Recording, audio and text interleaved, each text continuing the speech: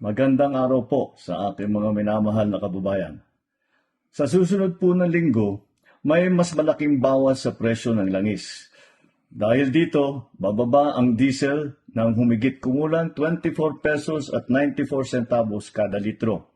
Ang gasolina naman ay 3 pesos 41 centavos at ang kerosene ay 2 piso. Mas malaki ito kaysa sa rollback nung nakaraang linggo at malinaw ang ibig sabihin nito para sa ating lahat. May ginhawang parating. At sa ating mga oil company, malinaw naman ang aking panawagan. Ipatupad ninyo ang rollback ng buo, tama at walang pagkaantala.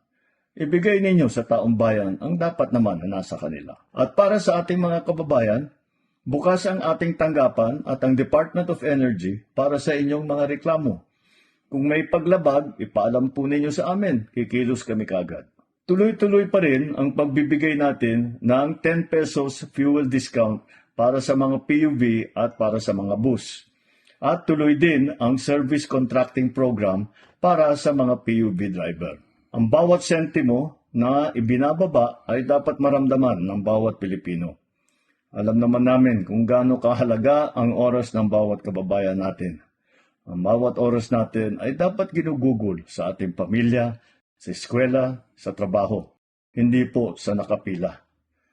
Ipapatupad din ng Department of Transportation at Land Transportation Office ang 3 buwang extension para sa validity ng mga nag-expire na lisensya, student permit at rehistro ng sasakyan. Halimbawa, kung mag-expire na yung buwan ang rehistro mo, magiging valid pa rin yan hanggang July at wala kang babayarang multa o anumang surcharge. Bukod sa driver's license at sa rehistro, extended din ang validity ng mga student permit at ang mga conductor's license. Batid namin ang sitwasyon ng bawat Pilipino sa panahong ito.